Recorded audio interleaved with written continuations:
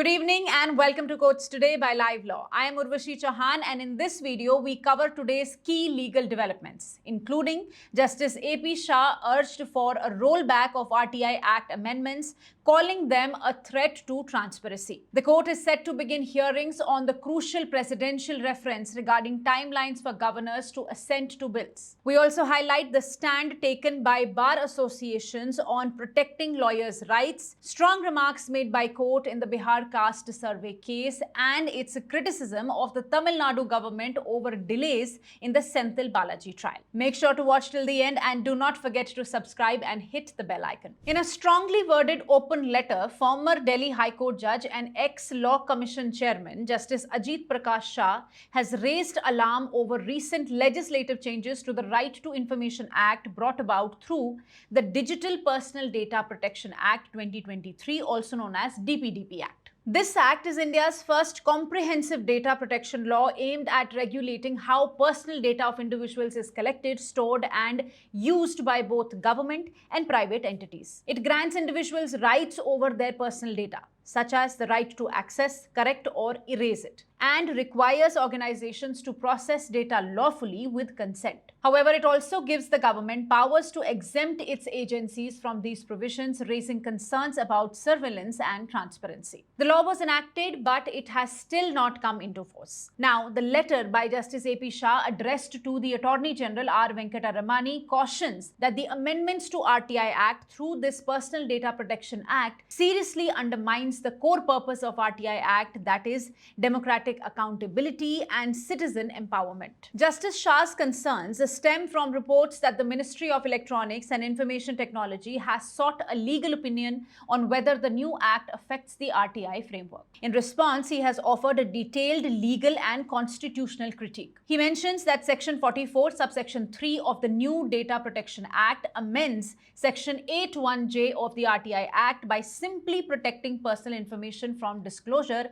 without considering its relevance to public activity or public interest. Previously, information could still be disclosed if it served the public interest. That override is now gone, meaning even information linked to public corruption or misconduct may be denied outright. The Act defines personal data broadly, essentially allowing public authorities to classify almost anything as personal and block its release. This could include public servants' salaries, property records, educational qualifications, and disciplinary histories. Further, Justice Shah warns the Act could criminalize routine reporting by journalists. Under the Act, publishing names or photographs may be deemed unauthorized data processing, potentially attracting penalties up to 250 to 500 crore. The letter highlights that social audits, crucial for checking fraud in welfare schemes, rely on personal data like beneficiary names and expenditures. Blocking such data could cripple transparency efforts. Justice Shah has argued that the blanket restriction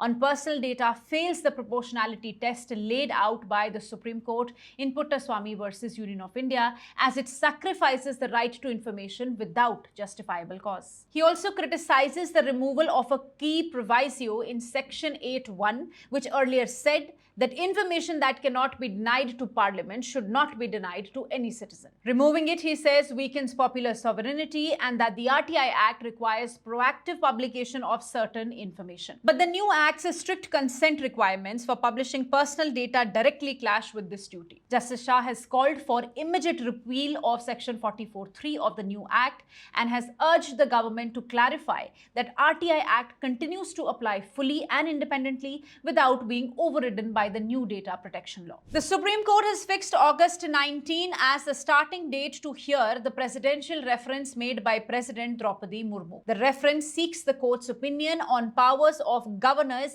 and president under Articles 200 and 201 of the Constitution, which deal with giving assent to bills and reserving them for presidential consideration. This reference comes in the wake of Supreme Court's judgment in the Tamil Nadu governor case, where the court ruled that governor governors cannot indefinitely delay giving assent to bills, often referred to as using a pocket veto. The court had laid down a 3-month timeline for both the governor and the president to take a decision under Articles 200 and 201. It also held that if deadlines are breached, state governments can approach the court for a writ of mandamus. The court further declared that the 10 pending bills in Tamil Nadu had received deemed assent due to prolonged inaction by the governor. Now, through this presidential reference, the union government is asking the Supreme Court to clarify a total of 14 constitutional questions, including whether governors are bound by the advice of the Council of Ministers and whether courts can impose timelines on constitutional functionaries where none exist in the Constitution. A 5-judge constitution bench led by Chief Justice of India B.R. Gavai will conduct the hearings. The other judges on the bench include Justices Suryakant, Vikram Nath, P.S. Narasimha and A.S. Chandorkar. The hearings will begin on 19th August. The court has decided to grant 1 hour to the states of Kerala and Tamil Nadu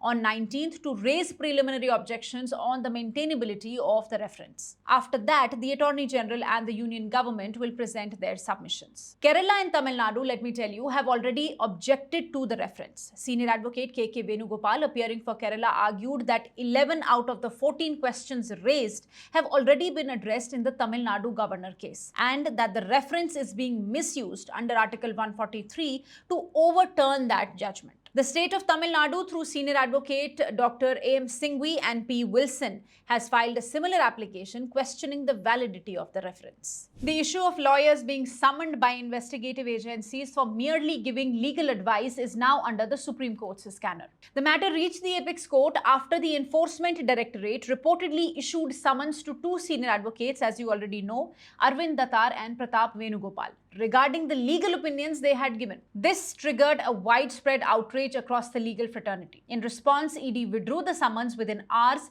and issued a circular stating that advocates can now be summoned only with the approval of the ED director. However, bar bodies remained concerned, prompting the Supreme Court to take suo motu cognizance of the issue. Also, the suo motu case itself was triggered earlier this month when a bench of Justices K.V. Vishwanathan and N.K. Singh expressed concern over Gujarat police summoning a lawyer who represented an accused. The bench warned that such actions could damage the independence of legal profession and hamper fair trial. A bench led by CJI B.R. Gavai and Justice K. Vinod Chandran heard the matter today. During the hearing, several senior lawyers, including Vikas Singh, Atma Ram Nadkarni, Mukul Rohtagi and Siddharth Luthra, voiced serious concerns. They argued that summoning a lawyer merely for representing or advising a client undermines the independence of the legal profession and could have a chilling effect. Mr. Vikas Singh suggested that no lawyer should be summoned without judicial oversight, ideally with the approval of a magistrate and a senior police officer. Atma Ram Nadkarni pointed out that ED's circular was inadequate and did not offer meaningful protection. He and other lawyers also raised alarms over searches and seizures from law firms, especially from devices containing privileged client information. Solicitor General Tushar Mehta clarified that a lawyer cannot be summoned just for giving advice. Such protection exists under the Evidence Act. However, he resisted the idea of magisterial approval for issuing summons to lawyers, arguing that it may create unequal treatment under Article 14. Senior advocate Siddharth Luthra also cautioned that in cases under Prevention of Money Laundering Act, ED could try to link legal fees to proceeds of crime, potentially exposing lawyers to harassment. A past incident involving a law firm's frozen bank account was cited as an example. The court clarified its position after listening to all the advocates, that no lawyer should be summoned merely for offering legal advice. But if a lawyer actively assists in a crime, they would not be immune. The court has now sought the union government's stand and has posted the matter for 12th August. Until then, all eyes are on whether the Supreme Court will frame concrete guidelines to protect lawyers from arbitrary summons and searches. Moving ahead, the Apex Court today responded to serious concerns about possible exclusion of 65 lakh voters from Bihar's electoral rolls. These apprehensions have come up during the Special Intensive Revision or the SIR process being carried out by the Election Commission of India ahead of the 2025 elections. A bench of Justices Suryakant and Joymalia Bagchi was hearing multiple petitions, including one filed by RJD MP Manoj Jha and another by Association for Democratic Reforms, challenging the legality and fairness of the SIR process. Senior advocate Kapil Sibal, appearing for Jha, and advocate Prashant Bhushan for ADR, raised the issue that 65 lakh people may be excluded from the upcoming draft electoral roll, which the ECI is scheduled to publish on 1st August. They pointed out that ECI itself has claimed that those 65 lakh individuals did not submit the required enumeration forms allegedly because they were either dead or had permanently relocated. However, critics argue that many of these voters may still be eligible and alive and are at risk of being wrongfully dropped from the list. The bench reassured petitioners, saying that if there is any mass exclusion, the court will step in and will hear them. Justice Bagchi added that if the draft list turns out to be conspicuously silent about these 65 lakh voters and that there is evidence that they were wrongfully excluded, the court would intervene immediately. He said, bring even 15 people saying that they are alive and were excluded, that will be enough. The court has also asked ECI to take into account Aadhaar and voter ID cards while finalizing the list, noting that these documents carry a presumption of correctness. ECI, led by senior advocate Rakesh Dwivedi, defended the process and said that there will be provisions for objections and corrections after the draft list is published. Earlier, the Supreme Court had refused to stay the publication of this draft list, clarifying that it was only a preliminary list and that the entire process can be set aside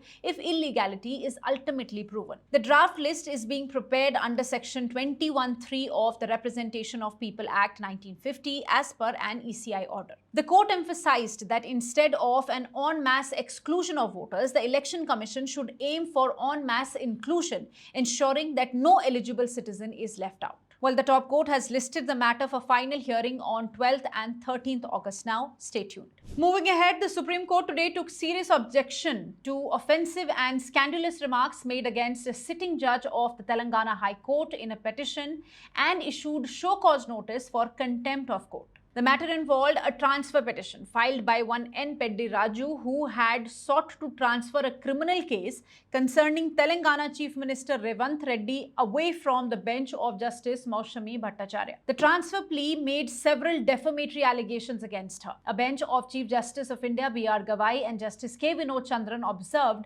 that the court cannot allow litigants and lawyers to malign the image of judges, especially when the judiciary itself is trying to protect lawyers from harassment, including summons by agencies like the ED. During the hearing, the counsel for the petitioner tried to withdraw the petition, but the court was not convinced. The CJI said that advocates on record and lawyers are officers of the court, and it is their duty to ensure that petitions filed do not contain improper or defamatory content. The bench proceeded to issue show cause notices to the petitioner, the advocate on record, and all lawyers involved in drafting and filing the petition. They have been asked to explain why contempt proceedings should not be initiated against them. The court cited a previous Constitution bench ruling which held that not just the litigant but also the lawyer who signs such a petition can be held guilty of contempt. Senior advocate Siddharth Luthra appeared for Chief Minister Revanth Reddy, who was the respondent in the case. Let me tell you here that the original case filed by the petitioner in the Telangana High Court involved allegations against CM Revanth Reddy under the SC/ST Prevention of Atrocities Act for allegedly vandalizing a scheduled caste society office and using caste-based abuse. But on 17th July, Justice Maushami Bhattacharya had quashed the proceedings, saying that there was no evidence that Reddy was even present at the scene of the incident. Interestingly, just before the judgment, the complainant's lawyer had mentioned to the High Court that he had already filed a transfer petition before the Supreme Court asking that the case be shifted to another bench. But the judge noted that this request came after hearings had concluded and the order had been reserved. Also, the petition did not even mention when it was filed. Well, the Supreme Court today took this entire episode seriously, especially the tone and content of the transfer petition, and has now sent a strong message that judges cannot be maligned without consequence and that lawyers share equal responsibility in maintaining decorum and respect for the judiciary. In another update, the Apex Court today came down heavily on the state of Tamil Nadu for what it called an attempt to derail the trial against former State Minister V. Senthil Balaji in the high-profile Cash for Jobs scam. A bench comprising Justices Suryakant and Joy Malia Bagchi was hearing a plea challenging clubbing of multiple charge sheets in the scam. The petition was filed by Y. Balaji, who represents victims of the alleged scam. In a strong observation, the top court noted that the state had named nearly 2,000 to 2,500 people as accused, that is, individuals who had allegedly paid bribes to secure government jobs. The court asked whether this move was deliberately aimed at ensuring the trial never concludes during the minister's lifetime. The bench questioned the logic behind prosecuting those who may have paid small sums under pressure just to get their children employed, and hinted that such large-scale implications of bribe givers may be a tactic to stall the entire judicial process. The court has now asked the state of Tamil Nadu to submit detailed responses on critical points, including who were the brokers or middlemen, which officers allegedly acted on the recommendations of the ministers, who were the members of the job selection committee, etc. The plea before the court challenges a Madras High Court order dated 28th March, which had upheld the special court's decision to club multiple supplementary charge sheets into one main charge sheet in the corruption case. The petitioner, through senior advocate Gopal Shankara Narayan, argued that the state is actively colluding with its own minister to dilute the case and delay proceedings. On the other hand, senior advocates Abhishek Manu Singhvi and Amit Anand Tiwari, appearing for the state, pushed back strongly. They accused the petitioner of forum shopping, pointing out that a similar petition had already failed before the High Court and that the petitioner had not approached the High Court again before filing this plea in the Supreme Court. Well, the matter is now listed for further hearing on 30th July along with other connected cases. In a strong remark upholding the personal liberty, the Supreme Court has pulled up Punjab and Haryana High Court for delaying a bail plea for nearly 2 years. The Supreme Court has taken serious note of the inordinate delay by Punjab and Haryana High Court in hearing a bail petition. The top court was informed that the plea filed by an accused had not been listed since August 2023